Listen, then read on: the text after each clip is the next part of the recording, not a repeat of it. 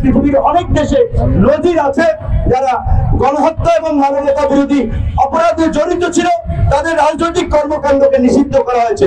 যেহেতু গত ক্ষমতাসীন ফ্যাসিস্ট রাজনৈতিক দল আওয়ামী লীগ গণহত্যা করেছে এবং গত 15 বছরে মানবতা বিরোধী অপরাধ করেছে, তাই তাদেরকে নিষিদ্ধ করা এখন সময়ের দাবি, মানবতার দাবি।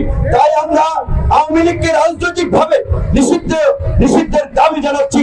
একই সাথে এই যে ছাত্র জনতার গত জুলাই আগস্ট সহ গত 15 বছরে ছাত্রলীগ যুবলীগ যে সন্ত্রাসী কার্যক্রম করেছে, পরিষ্কার ভাবেই অনেকগুলো আপনার আপিল ইন্টারন্যাশনালি করা হয়েছিল যে ছাত্রলীগকে সন্ত্রাসী সংগঠন হিসেবে ঘোষণা দেওয়ার জন্য।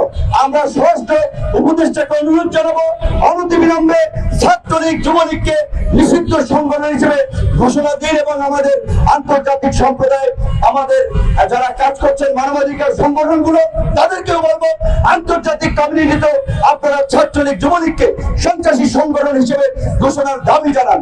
আওয়ামী লীগকে নিষিদ্ধ সেটি রাজনৈতিক ভাবে যেমন দাবি, সরকারেরও কিন্তু দায়িত্ব রয়েছে। এই সরকার যেমনি ভাবে জামাতের নিষেধাজ্ঞা প্রত্যাহার করেছে, যেটি আওয়ামী লীগ নিষিদ্ধ করেছিল, এই সরকারকে আওয়ামী লীগকে নিষিদ্ধ করতে হবে। এটা আমরা করছি না, এই চর্চা শেখ হাসিনা করেছেন। এই যে শেখ হাসিনা এবং তার দোসরদের গণহত্যাকারীদের বিচারের জন্য আন্তর্জাতিক অপরাধ ট্রাইব্যুনাল কিন্তু শেখ হাসিনাই করে গেছেন। কাজী এখন নতুন করে আইনের প্রয়োজন নাই।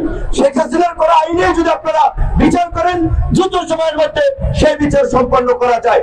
আমরা আগামী 6 মাসের মধ্যে এই জুলাই আগস্টের গণহত্যার বিচার দাবি করছি বাংলাদেশের আন্তর্জাতিক অপরাধ ট্রাইব্যুনাল, এই ট্রাইব্যুনালের মাধ্যমে।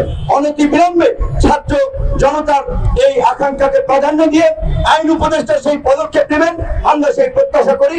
আপনারা ভাবছেন আমরা ছাত্র জনতা ফ্যাসিস্টের পতন ঘটিয়ে নতুন সরকার গঠন করেছি, আমাদের সরকার ক্ষমতায় আছে, এখন আমাদের ঝুঁকি যায় নাই। এখনো কু পাল্টা কু, বিপ্লবের পরে প্রতি বিপ্লবের নানান ধরনের ষড়যন্ত্র করা হচ্ছে।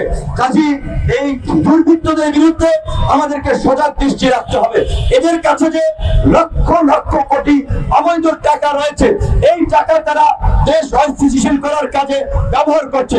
অনতিবিলম্বে আমরা বাংলাদেশ ব্যাংকের গভর্নরের কাছে অনুরোধ জানাবো এই সরকারের বিনা ভোটের এমপি, মন্ত্রী এবং এই আজিজ বেনজিরদের মতো চরিত্রহীন দুর্বৃত্ত আমাদের অ্যাকাউন্ট ফ্রিজ করা এবং অনতিবিলম্বে দুর্নীতি দমন কমিশনের পুনর্গঠন করে দুদককে শক্তিশালী করে এই কালো টাকা উদ্ধারের জন্য অভিযান চালানো।